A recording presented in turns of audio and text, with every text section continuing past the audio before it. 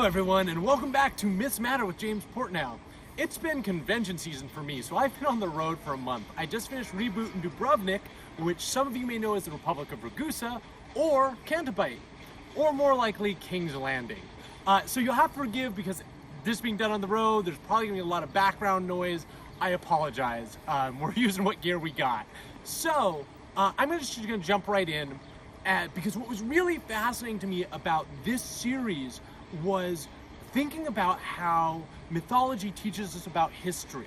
Because as I was reading these, and I saw the evolution of some of these myths over time, it really made me think about how the cultures were thinking about themselves and thinking about these myths in regard to who they were now as these cultures evolved. And some of you were really good. I was hoping people would get it. In these episodes, I occasionally use the term Persian and Arab interchangeably. They're not interchangeable at all. These are two different cultural groups. But I want to preserve that from some of the myths I read, because what was really interesting is the largest of the volumes about this particular myth set is done a couple centuries after the Arab conquest. And it's from a Persian patriot who is very much writing this to celebrate Persian culture and to make sure that Persian culture isn't lost. And even goes out of his way somewhat to make sure to use Persian words instead of words that have been borrowed from Arabic when writing this thing down.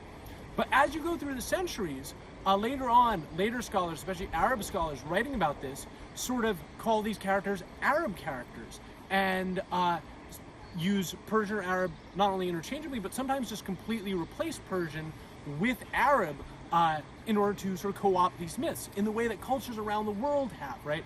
When we talk about something like Beowulf, and we talk about the Christian symbolism that works its way in, we see that in a Christian culture adopting a Celtic or Norse, depending on where you think it came from, myth, and then relating their own version that reflects their own culture.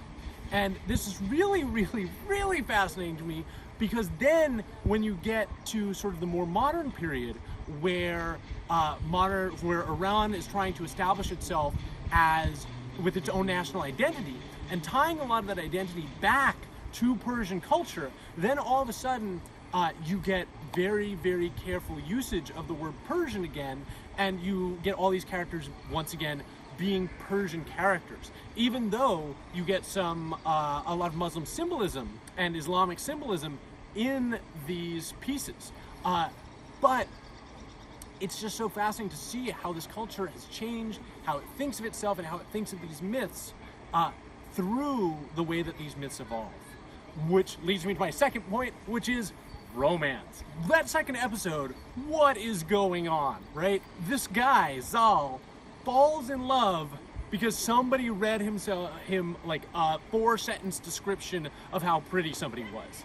This is totally batty to me, right?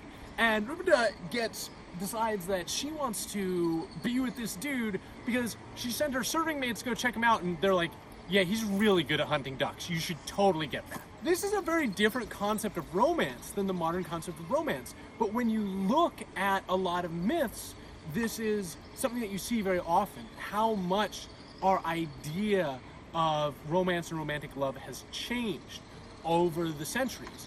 And what's really interesting to me about this is absolutely a marriage for love within the cultural context of the time.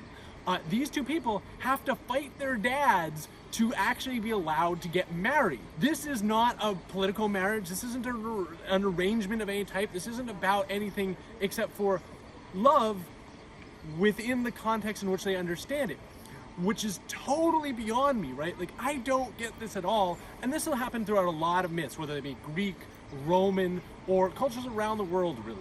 It's so valuable to me to be able to look at cultures through this lens, even as we're studying their history, right? Because this tells us the cultures that propel things that we may not, from a modern context, understand. Why certain events happened, why wars are fought over things that seem to us small or petty. And that was really the takeaway and what I wanted to talk about this episode series, is how much by watching the evolution of myths and looking at how people think about things within myths, we can understand how a culture at a historical period in time thinks about themselves. And that's really powerful. Couple that with the history that we actually learned, and now we're getting a full picture to think about and to help us see our modern world through a different lens and maybe not repeat some of the mistakes of the past. But that's it for me today. Join us next week for some Russian myths. There are some fun ones here. So I guess I will see you all then. Take care, everybody.